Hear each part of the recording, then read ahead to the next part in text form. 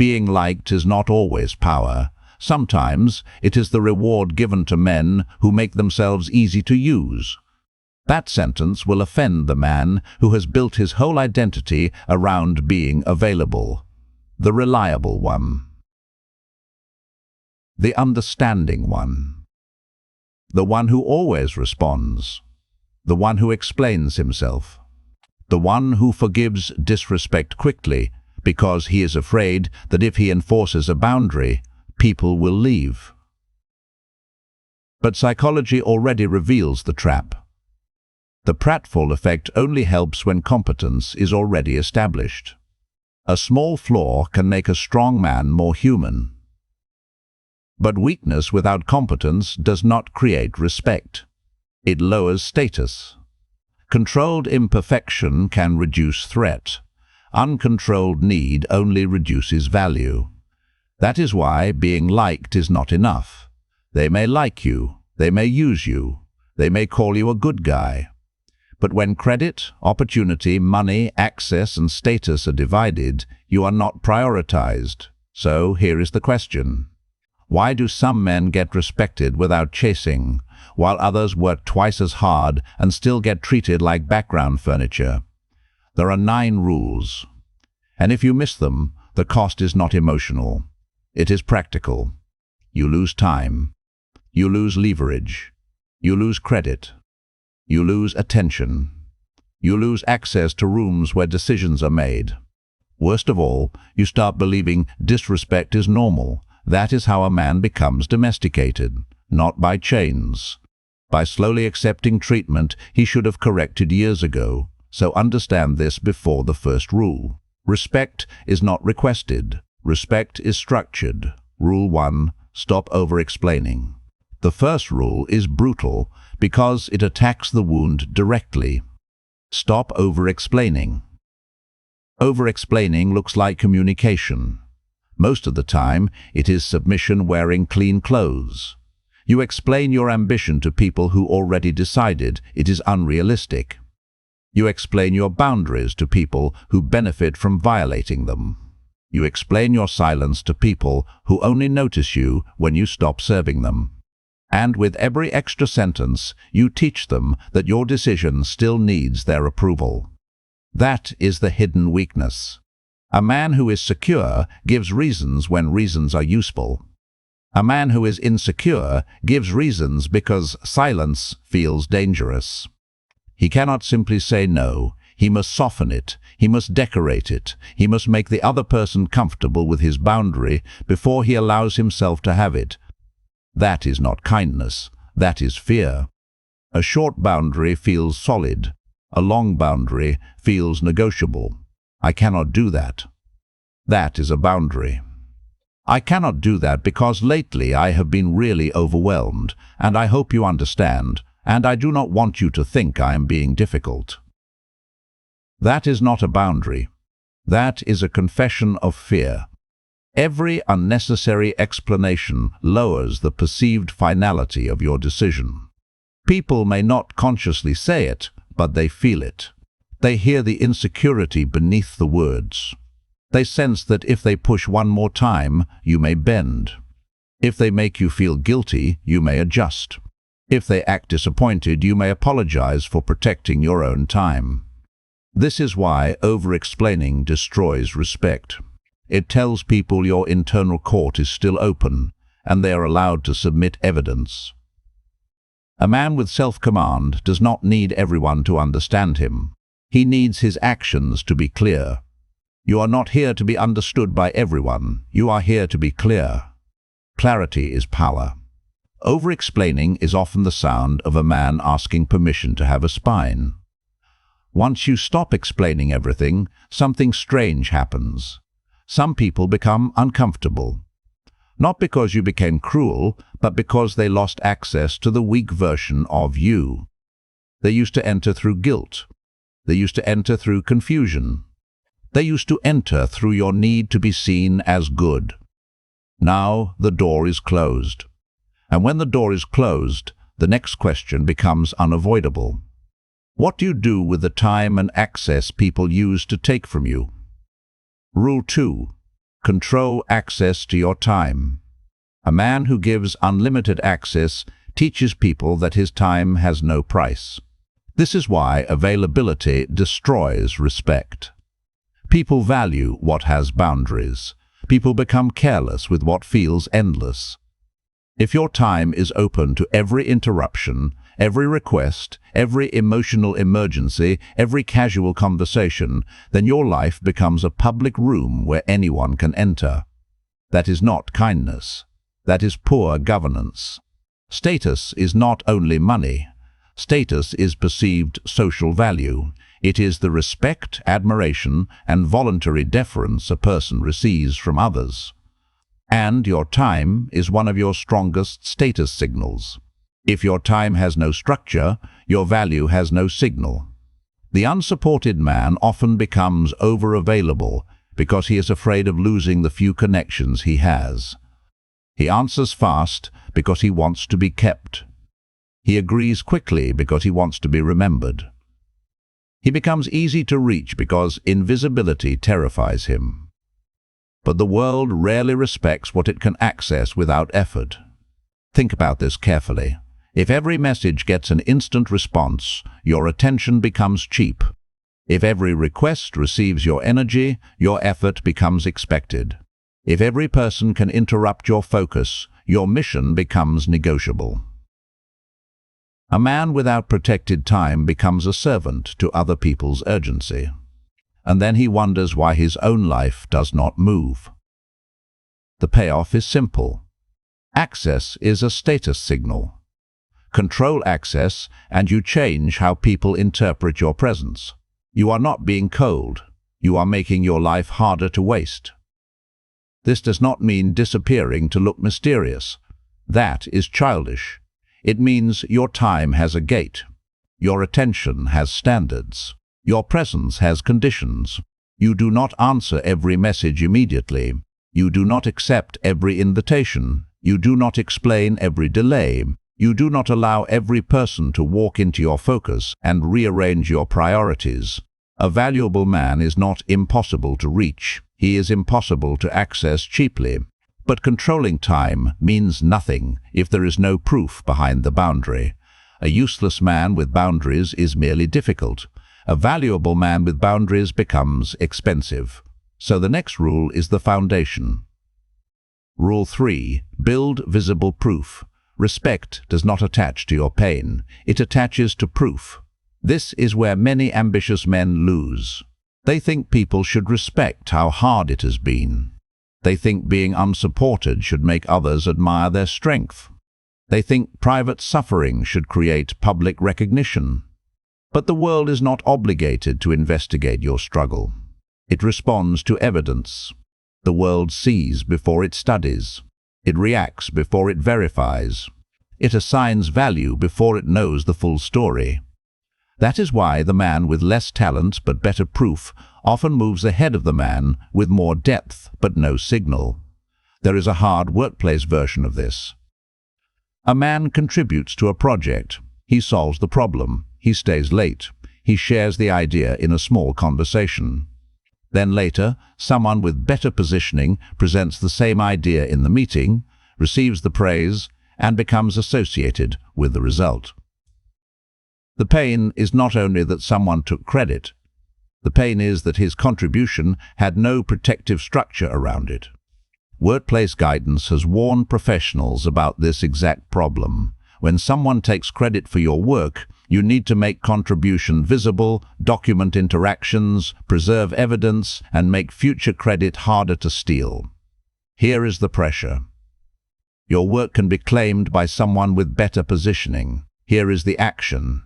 You document contributions, outcomes, timestamps, decisions, and deliverables. Here is the first proof. Your value becomes traceable. And here is the power lesson. Invisible contribution is vulnerable contribution. Proof protects value from being erased. Stop expecting people to remember what you did. Build systems that make forgetting costly. Track your wins. Save receipts. Publish evidence. Build a portfolio. Show transformation. Measure outcomes. Do not say, "I work hard." Show what your work changed. If you improved a system, write down the before and after. If you helped a client, preserve the result. If you generated money, record the number. If you solved a problem, document the problem and the outcome. If someone praised your work, keep the message. This is not vanity. This is survival. The unsupported man must understand this. The world does not reward hidden effort fairly, it rewards visible value. If your contribution cannot be seen, measured, repeated, or proven, it can be ignored, minimized, or stolen. You do not need to become loud. You need to become undeniable. If you are serious about becoming harder to ignore, stop confusing watching with changing. You already know hard work is not enough, but your problem is execution, proof, and pressure. If you keep consuming without building, you will stay informed but unchanged. Inside Patreon, you get deeper frameworks and unfiltered breakdowns so you can turn insight into execution. This is not for men who want comfort, it is for men who execute. The decision is yours. Now understand the danger of proof. Once people see value, some will respect it. Others will test whether they can access it cheaply. They will ask for your time without preparation. They will request your help without seriousness. They will take your attention and give nothing back. They will disrespect your boundaries, not because they hate you, but because they want to know your price. And if your price is reaction, they will pay with disrespect. That is where the fourth rule begins. Rule 4. Do not reward disrespect with attention. Disrespect survives because it gets rewarded. A man insults you and you give him a debate. A person dismisses your boundary and you give them an explanation. Someone provokes you and you give them emotion. They gave you disrespect. You gave them proof that they can move you. That is a bad trade. Attention is payment. Emotion is payment. Reaction is payment. Many people do not want to defeat you. They only want to know they can disturb your center. That is the hidden game. If someone can make you react, they know they have access to your nervous system. And the moment they know that, they know where the handle is. This is why some men are so easy to control. They call it defending themselves, but really they are proving that every insult has a direct path into their mind. They call it standing up for themselves, but they are giving cheap people premium access to their attention. Not every insult deserves a response. Some disrespect should be met with removal, not argument. A controlled man does not defend every inch of his ego. He protects the mission. This is where most men fail. They think ignoring disrespect is weakness. Sometimes it is. If you ignore disrespect because you are afraid, that is weakness. If you ignore disrespect because the person is not worth the cost, that is power. There is a difference between avoiding conflict and refusing to be purchased by provocation. The strategic man does not respond to every barking dog. He asks one question. Does responding increase my power, or does it give them access? If it gives them access, silence is not weakness. Silence is the refusal to pay. The old version of you wanted to be understood. The stronger version of you wants to remain in command. That is the shift. You do not need to win every argument. You need to stop entering arguments that lower your position. You do not need to correct every false opinion. You need to build a life that makes cheap opinions irrelevant. You do not need to answer every disrespectful person. You need to make access to you depend on behavior. Because the moment you stop rewarding disrespect, people face a new reality. They can no longer use your emotions as entertainment. And when attention is no longer available, the next form of power appears. Silence becomes consequence. Rule 5. Let silence punish low-value behavior. Silence is not always empty. Sometimes silence is consequence. The immature man uses silence to sulk. The strategic man uses silence to withdraw access. There is a difference. Silent resentment is weakness. Silent withdrawal is structure. When someone repeatedly disrespects your time, you do not need a speech. You reduce access. When someone keeps testing your boundary, you do not need a performance. You make the cost visible. When someone only respects you after you become angry, you stop teaching them that anger is the doorway to your seriousness. This is where many men destroy their own authority. They tolerate disrespect for too long, then they finally explode. Now the other person does not have to answer for their pattern. They only have to point at your reaction. They do not talk about how many times they cross the line. They talk about your tone. They do not talk about how long you stayed patient. They talk about the moment you lost control. They do not talk about their behavior. They talk about your emotion. That is how weak people escape accountability. They provoke you until you become easy to frame. So the answer is not to become loud earlier. The answer is to become structured earlier. People learn faster from changed access than repeated explanations. Do not announce every consequence. Let the consequence educate. If someone keeps wasting your time, they get less time. If someone keeps using your attention, they get less attention. If someone keeps treating your loyalty as ordinary, they get less loyalty. If someone keeps turning your patience into permission, they get distance. No revenge, no theater, no emotional performance, just structure. This is not emotional punishment, this is governance. A man who governs himself does not need dramatic confrontation every time someone behaves cheaply.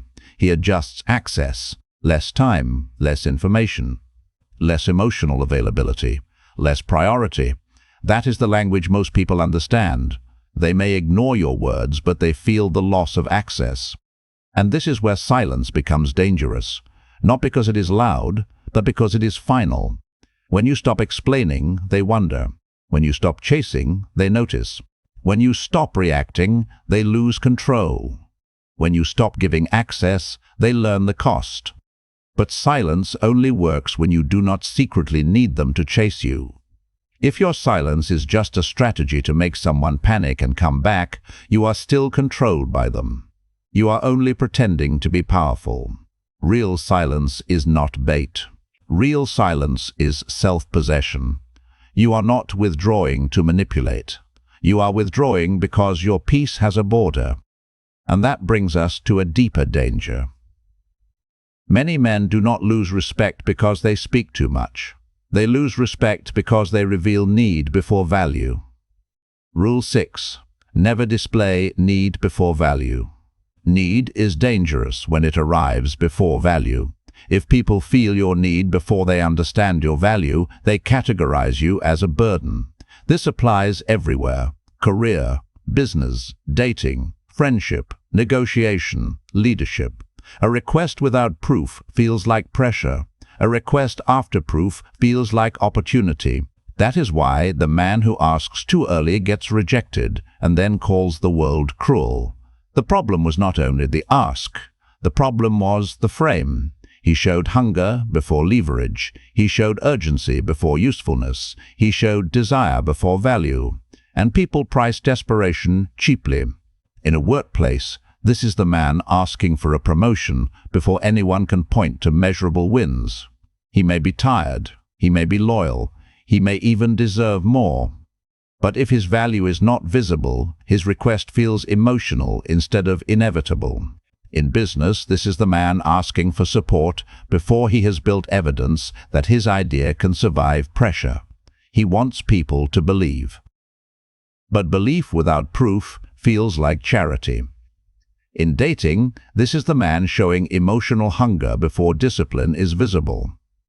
He asks to be chosen before he has shown that choosing him improves the room. In friendship, this is the man demanding loyalty from people before he has demonstrated standards, consistency, or strength. The pattern is always the same. Need arrives first, value arrives later, and people make their decision too early. The world is not fair about this. It does not patiently wait to discover your hidden depth. It responds to signals. It responds to positioning. It responds to what your behavior makes obvious. So let value speak before need appears. You are not hiding what you want. You are refusing to let hunger define your position. The unsupported man must understand this deeply. Yes, you want help. Yes, you want opportunity. Yes, you want respect. Yes, you want to be seen. But if you lead with need, you give people the power to ration your dignity. Build first. Show first. Then ask. Not because asking is weak. Asking is not weak. Asking from hunger is weak. Asking from proof is negotiation. There is a severe difference between these two men. One man says, "Please give me a chance." The other man says, "Here is what I have built. Here is the result. Here is the direction. Here is the opportunity." The first man asks to be rescued. The second man invites participation. The first man transfers pressure onto the other person. The second man brings value to the table. The first man needs approval. The second man creates leverage. This is the shift. You stop asking people to believe in your potential, and you start making your potential visible. But proof must be protected over time. Because even when you build value, people may forget, rewrite, minimize, or claim what you created. That is why the next rule matters. Rule 7. Document your wins. Memory is political. Do not trust it. People remember what benefits them. Organizations remember what is documented. Groups remember what is repeated. Markets remember what is visible. This is why documenting wins is not vanity. It is survival. Your wins are not real socially until they are traceable. The project you saved, the client you helped, the system you improved, the money you generated, the problem you solved, the before and after proof, the message where someone praised the work, the numbers, the screenshots, the dates, the outcomes. These are not trophies. They are ammunition for negotiation, reputation, and self-command. The man who does not document becomes dependent on other people's memory, and other people's memory is usually loyal to their advantage. Understand the difference between proof and documentation. Proof shows value. Documentation protects it from being rewritten. Rule 3 was about building visible evidence. Rule 7 is about preserving that evidence long enough to become leverage. Because one day you will need to negotiate. One day you will need to defend your position. One day someone will forget how much you contributed. One day someone will pretend the result happened naturally. One day someone will speak as if your effort was ordinary. And if you have no record, you will be forced to argue from emotion. That is a weak position. The man with receipts does not need to beg the room to remember. He brings the record. He can say, "This was the result before I touched it. This was the result after. This was the decision I made. This was the problem I solved. This was the outcome." No drama, no begging, no performance, just evidence. And evidence changes the atmosphere. It steadies your mind because you are not waiting for emotional validation from people who are never watching closely enough to validate you anyway. You have proof. You have record. You have structure. Evidence protects your confidence from the moods of the room. This is why a man who documents his wins becomes harder to manipulate. If someone minimizes him, he has reality on paper. If someone forgets him, he has the archive. If someone tries to rewrite the story, he has the timeline. And the timeline is powerful because it does not care about anyone's feelings. It simply shows what happened. But respect does not come only from proof. It also comes from investment, because people do not value what they can receive without giving anything back. Rule 8. Let people invest before receiving more from you. People do not value what they never invest in. If you always give first, give deeply, give quickly, and give without standards, you create consumers, not allies. This is a hard truth for unsupported men because many of them overgive to secure connection. They think generosity will create loyalty. Sometimes it does. Often it creates appetite.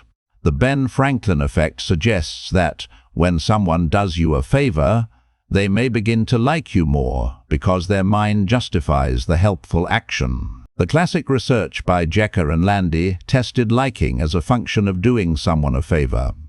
The mechanism is cold but useful. Investment changes perception. When someone contributes, prepares, risks, commits, or gives effort, the interaction has weight.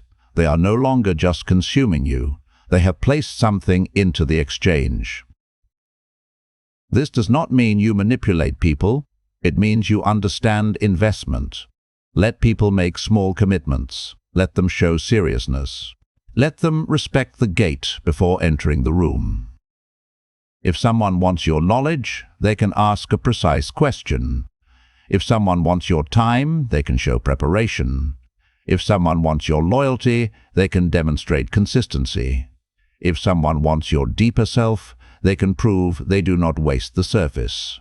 The man with no standards gives premium access to free user behavior. That line should cut you if you recognize yourself.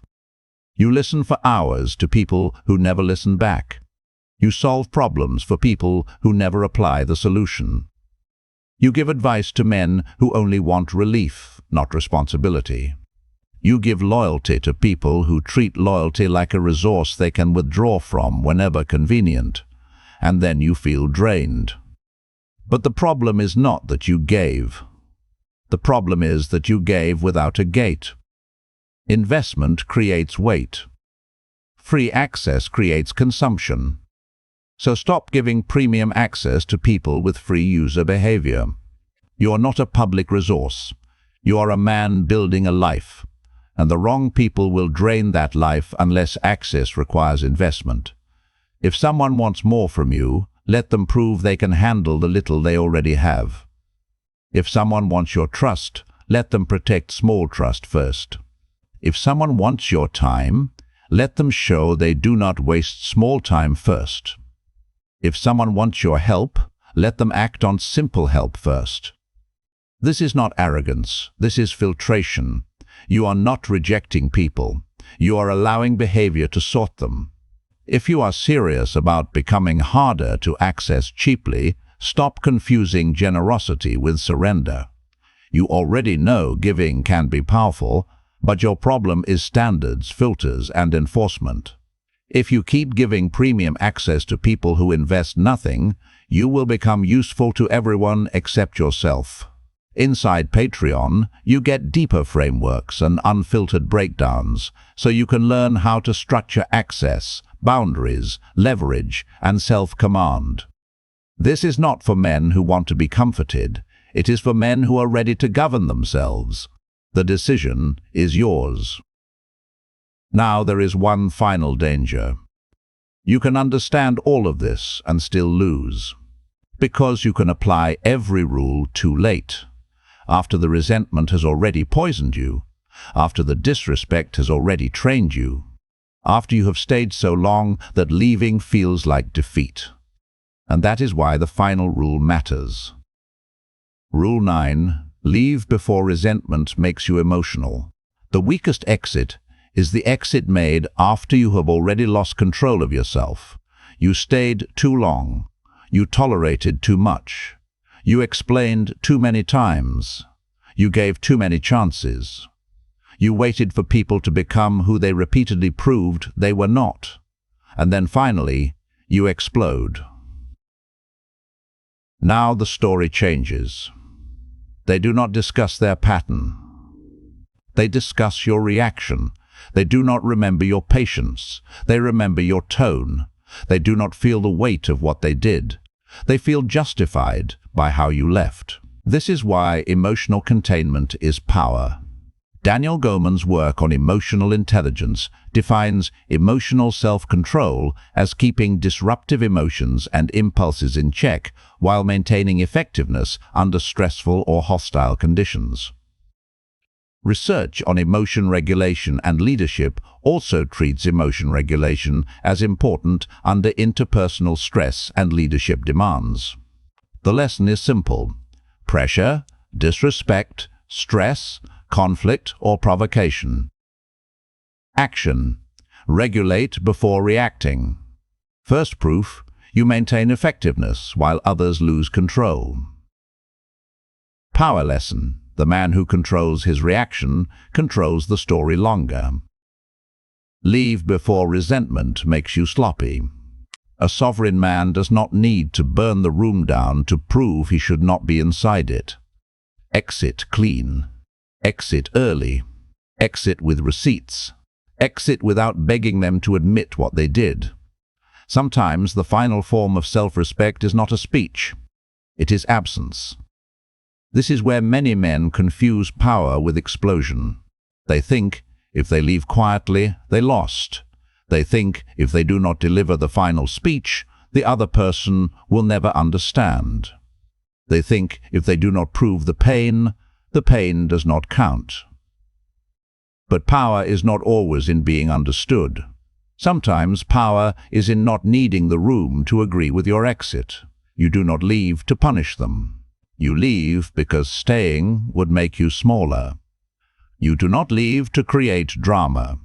You leave because your standards finally became more important than your attachment. You do not leave because you are weak. You leave because the cost of remaining has become too high. Machiavelli wrote, "It is better to be feared than loved, if you cannot be both." Most people misunderstand that sentence. It is not a childish command to become cruel. It is a warning about dependence. Love without respect can become permission. Affection without boundaries can become use. Kindness without structure can become obedience. If people can love your availability while ignoring your value, then being loved is not protecting you. That is why respect must be structured. Look at the 9 rules together. Stop over-explaining. Control access to your time. Build visible proof. Do not reward disrespect with attention. Let silence punish low-value behavior. Never display need before value. Document your wins. Let people invest before receiving more from you. Leave before resentment makes you emotional. These are not personality tips. They are structures.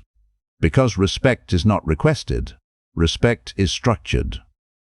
And the man who does not structure his value will eventually become easy to use.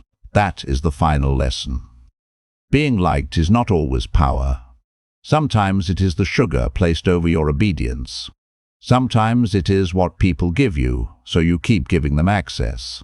Sometimes it is the warm label they place on a man they never intend to prioritize. Do not confuse being tolerated with being respected. Do not confuse being needed for labor with being valued as a man. Do not confuse being called nice with being treated as important. The world respects proof. It respects boundaries. It respects usefulness. It respects restraint. It respects scarcity when scarcity is backed by value. So become valuable. Become calm. Become documented. Become hard to access cheaply. Become generous with standards. Become silent when noise would lower you. Become willing to leave before your resentment makes you perform. A man who is always available becomes part of the furniture. A man who builds value and controls access becomes part of the architecture. Subscribe to the channel.